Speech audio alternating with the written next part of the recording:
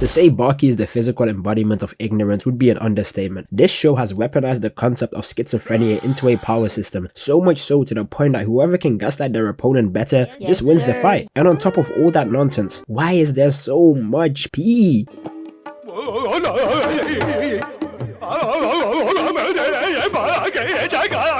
The way Baki's narrator is capable of making me believe absolutely anything needs to be studied. Like, there was one time Baki was fighting a real-life chimera ant, and the narrator would be like, so, yes, Baki is using a well-known technique called shadowboxing. No, he's not! He's taking real-life damage, ref, do something! That's enough yapping though, let's get straight into the meat and potatoes. But before we can get into the meat and potatoes, I gotta give a huge thank you to the homies over at OperaGX for sponsoring today's video. When it comes to browsers, you guys know I'm a certified unk. I was convinced they were merely slow and bland tools to get me from A to B, but after getting a mere taste of OperaGX, it was as if like a whole new world had opened up to me. Naruto, One Piece, Death Note, Minecraft, Dark Souls, Vinland Saga. You already know I was perplexed when I saw that they had the outro animation I have been using for almost a year available as a moving background. And to top it all off, I can have constant keyboard sound effects that let me feel like I'm back in the 2010s typing away on my iPod. And if you are anything like me and always watching YouTube videos or anime whilst eating or studying, I'm currently watching Can a Boy Girl Friendship Survive. It's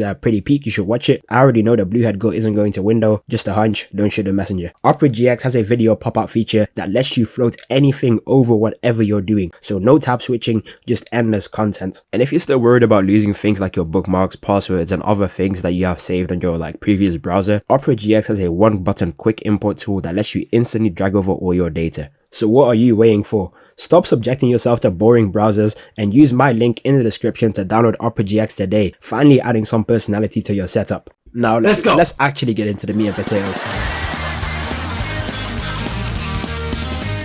Today I want to talk about one of the most anticipated anime matchups in the history of anime. It's even on par with things like Luffy vs Akainu or even Luffy vs Blackbeard, because Baki vs Yujiro hanma has been set up and hyped up since 1991. But before we can go into that, we gotta talk about the build up. Baki and the gang just finished fighting, if you want to call it that, an 8'9" prehistoric caveman in a King of the Hill style tournament, and Baki technically ended up beating Pickle. And after managing to also beat Oliver Biscuit in the previous season, the people are slowly starting to realize that Baki might actually be able to stand against Yujiro. They end up showing us what each person has been up to since fighting lore accurate Tsukasa, and after scanning Baki's brain, they come to the conclusion that his cerebrum literally resembles Shaitan, and that this could be the reason for Baki's strength. We then cut over to Baki's girl getting a flashback from Muhammad Ali Jr., and she was all up on him, hugging him for so long to the point that her clothes got drenched in his tears. Like, this is nasty. Look at the way it's dripping. This got to be at least 600 bodies. If I was Muhammad Ali Jr., I would have sued for defamation of character. After that, we end up cutting over to my goat Sea King Retsu, who was known for being able to run on water and literally summoned his own stand in his fight against Pickle. He did end up losing his leg, so what do you think this shonen protagonist goes and does with his life? Is it A, start fighting ancient aliens? Is it B, retire and go back to China? Or possibly C, become a Marvel rival streamer? Or maybe even D, become a boxer? If you guys become a boxer, you are correct, because tell me why this JoJo's character decided to dedicate the rest of his entire arc to climbing his way up the boxing rankings whilst being assisted by Genji Kamigawa and a pimp named Slickback. And the craziest part about all of this is that he's actually losing some of these fights. You know, Baki is really a nonsensical show. When I get perplexed by characters picking somewhat normal career paths, this is like when Yamcha decided he was going to become a pro baseball player. This is not fair. Look at the way he did Devin Haney, turned his humorous into jollof rice. Imagine dedicating your entire life to becoming a pro boxer, and now your career is over because they made you spar Prime Mr. Miyagi. I'd be sick. After that Family Guy cutaway segment, we spin over to Baki. He's talking with the closest thing he's had to like a father figure, and we end up finding out some more lore about why Baki and Yujiro have such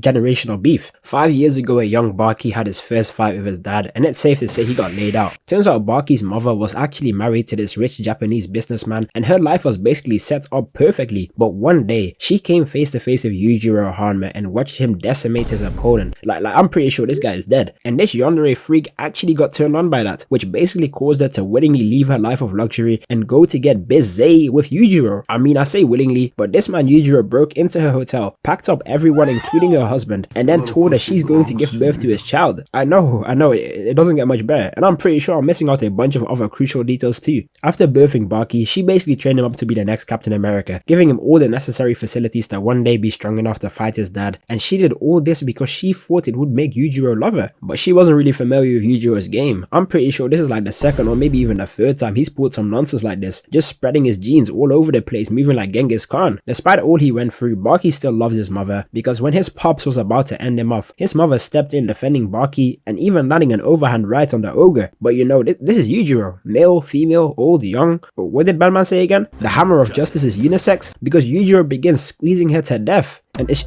she enjoying it? Man, women on Twitter will say old school relationships were way more romantic than today, just for the average husband in the 1900s to turn into prime Yujiro if dinner wasn't ready after they came back from their 9 to 5. I was raised in a broken and abusive household. This chicken is cold! When I turned 17, I ran away to Hong Kong, where I met Triad boss Kenny Wu, my first love. Bitch, this chicken is cold!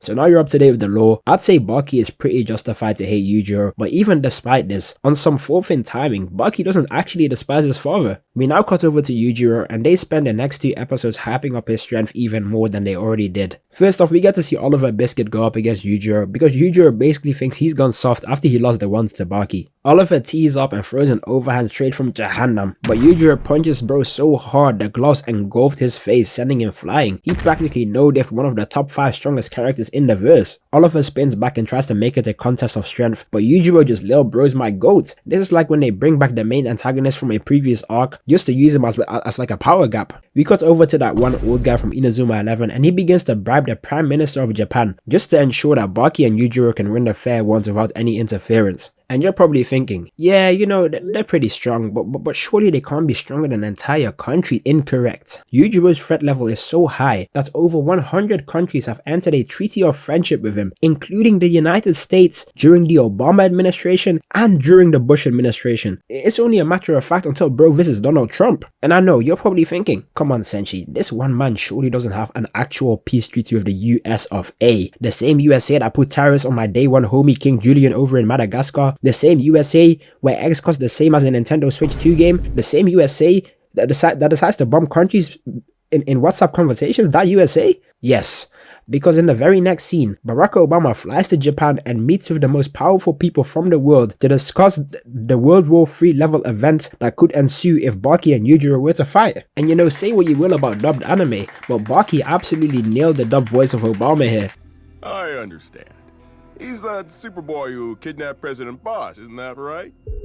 Yujiro pulls up to this meeting after taking out the entire security and basically tells the most important people in the world to not get involved in his fight between him and his son. And look at Obama, got him out here looking like Adam Warlock. Don't be rash. We cut over to Baki, and this is where he begins to become straight up schizophrenic. Completely unrelated though. Why is this Sam Sulek lookalike dressed as Steve from Minecraft? He begins yapping to himself in a completely empty room as slowly but surely an image of his dad begins to form in front of him to the point that his girlfriend is actually convinced he's cheating on him. Now, I've spoken to myself plenty of times, you know, like when you're so locked in and deep in the zone, you know, in that monk mode, it's not uncommon to do so. But where I really started to lose it is when Baki was in his training room. Mind you, this is the same training room where he fought pre-transformation Cell. He begins to converse with a roach. Like, he is no joke idolizing and showing sincere gratitude to this roach, a cockroach, for teaching him a brand new technique that allows him to utilize the flash step by turning his body into fufu. And I'm not gonna lie, the flash step is tough, don't get me wrong, but come on, you mean to tell me this guy isn't going insane? Look at the way bro is bowing to it. This is the level of delusion people must think I have when I tell them that I wholeheartedly believe any man can beat any dog. I don't care if you show me a Kango or a Mastiff or Scooby-Doo, I got me in 5. Like I'm putting it in 7 positions for 70 minutes, life or death. There is no way I'm losing to a dog. The dog better be worried about losing to me. People out here thinking these dogs are Cerberus from Hades. I'll let it be known right now. Any dog, I'm walking out looking like Frag. Let me know in the comments if you think you're beating a dog or if I'm tripping. Alright, that's enough yapping. Let the squabble commence. After Baki has been trying to rage bait Yujiro for the past 3 encounters, Yujiro invites Baki for dinner and Baki pulls up dressed as Daquan in 2018 and you know, I always knew Yujiro was a deadbeat, but I didn't know he was rich. These guys are dining in the top floor of the Burj Khalifa, whole time Baki lives in the slums of O Block. Yujiro out here moving like Anthony Edwards. Look at the way he stepped out, dripped to the bone in a Louis Vuitton suit. They start eating and it's kinda wholesome. Yujiro is teaching Baki how to use the cutlery and it seems like a genuine father-son moment, but we all know that wasn't going to last long because after the dessert, Baki straight up asks his dad why he killed his mother, and this must have been the final straw of rage bait for Yujiro. They legit turn into the meme. Baki and Yujiro are squaring up, releasing their aura to the point that the entire building begins to shake. That's when Yujiro turns Baki into a Beyblade, sending him flying. He then releases his nen before speed blitzing him and smacking his ass so hard he gets flung through the window. Then he tries to hit his hand before Spartan kicking him into the next room. This was just for asking a normal question. Imagine what would have happened if Baki failed a math test. Yujiro proceeds to pick him up by the face and presses him up against the glass before jumping from the top rope like Broly, Batista bombing his own son into a 2009 Chrysler. And then the narrator just comes in like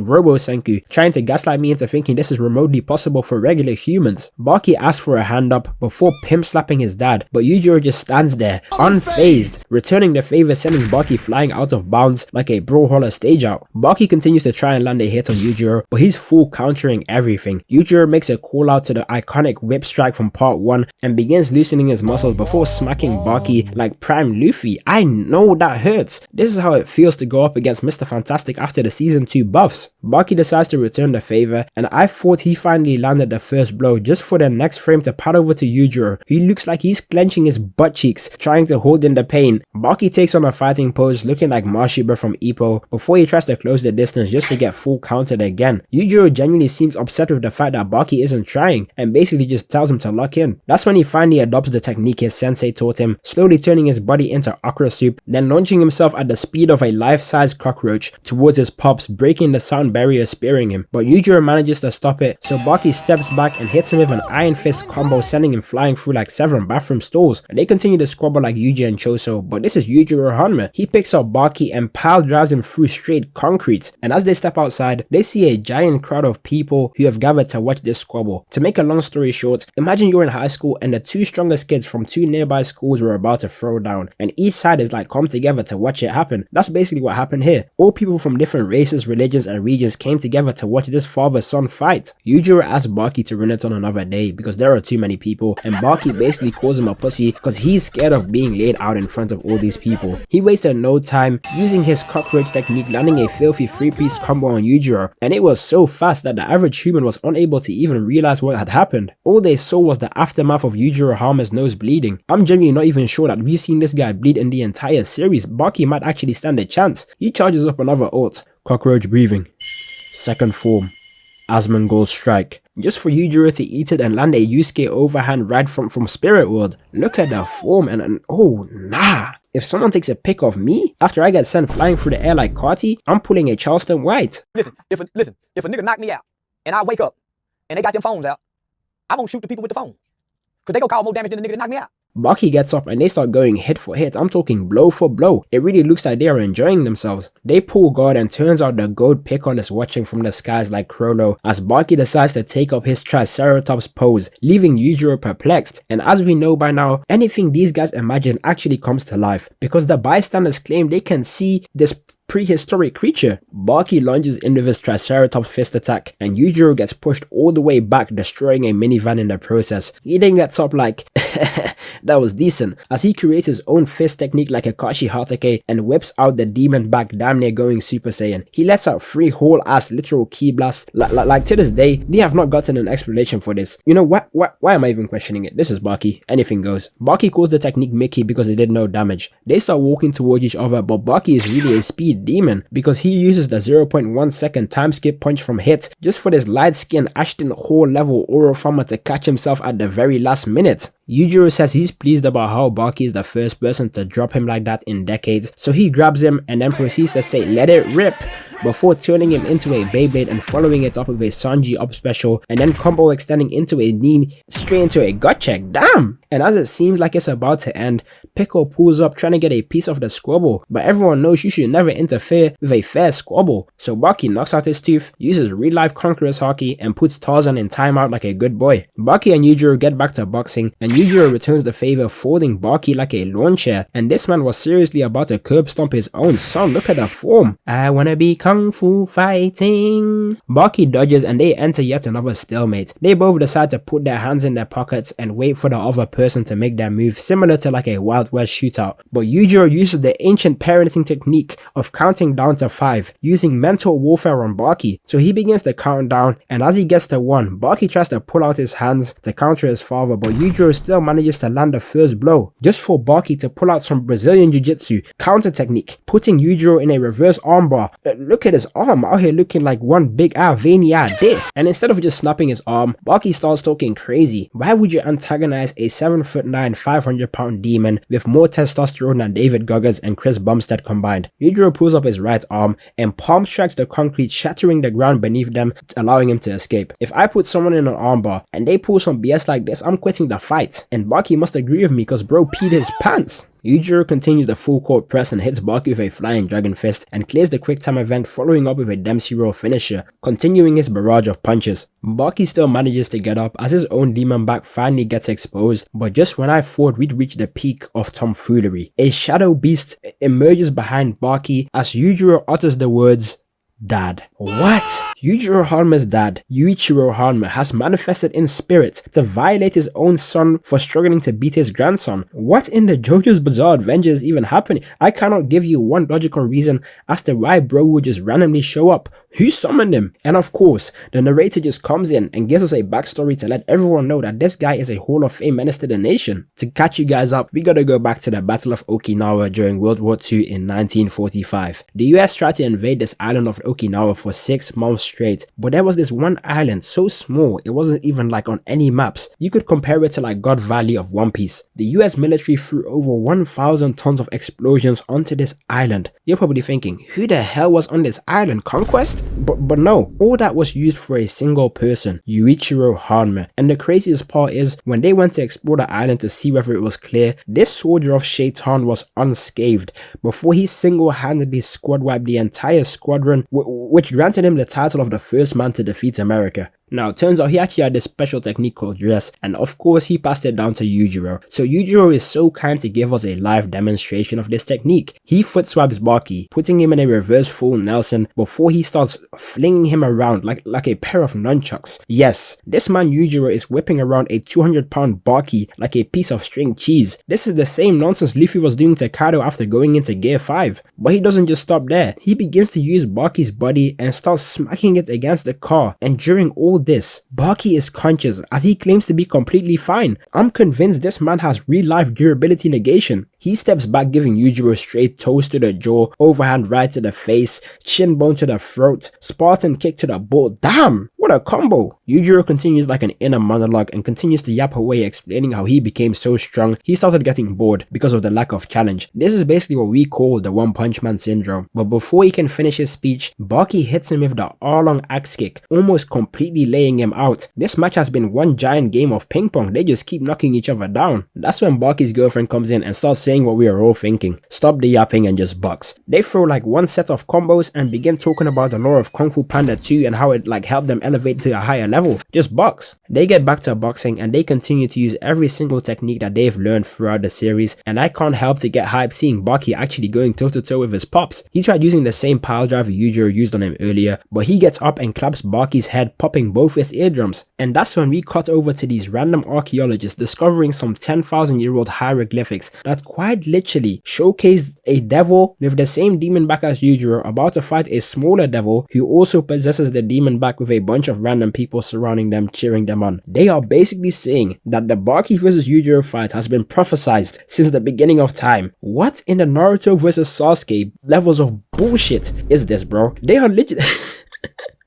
they really told us this load of barnacles and expected us to eat it up? Because I absolutely will. If anything, this is older level foreshadowing, peak writing. We get back to the squabble and they both willingly decided that they are going to duke it out. No defense as they go blow for blow to see who remains standing the longest. This is what I like to see, an ignorant display of violence. Baki is landing a 50 hit sparking 0 combo, but that's when Yujiro grabs Baki and hugs him damn near unconscious the same way he did his mother. And then we just find out that Yujiro has the ability to see injuries of people as he begins like listing all of Baki's injuries. Fractured mandible, mental tubercle bone fractured, orbital bone fractured, nasal collapsed, teeth damaged beyond repair, both eardrums burst, vertebrae fractured, internal bleeding throughout the body, and internal organ failure. What the actual hell? I was convinced this was it. Surely they are done. But this is Baki. On his Rock Lee timing gets up whilst being unable to hear and manifests his fighting spirit into physical form to continue running the ones of Yujiro. And this is where the iconic scene begins, as Yujiro goes into pure schizo mode and begins chefing up a 5-star meal out of thin air, finally cooking for Baki as he always wanted to. This scene gets me every time. When I was broke, I actually tried to learn this method. I'd watch YouTube videos of people eating certain foods and imagine myself eating it. This would probably make me a top tier in the Bakiverse alone. And after they finish their eats, Yujiro finally admits defeat and gives Baki his flowers after crowning him as the new strongest in the world. But sadly,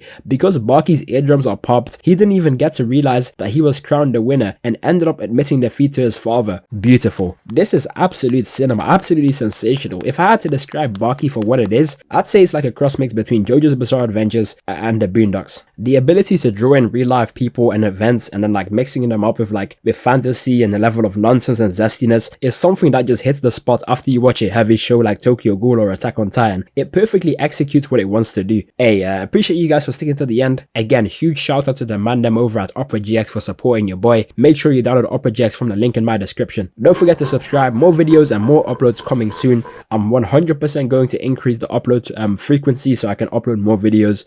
Inazuma 11 soon. Don't think I haven't forgot guys. Inazuma 11 is coming soon. I've just been a little bit busy with university and Marvel Rivals. So some of you guys actually managed to find me in the lobbies, which was crazy to me. Like you guys just finding me like playing the game. But yeah, YouTube thinks you'll like this video on screen next, so check it out. That's it from me. Oh, and follow the IG. Peace.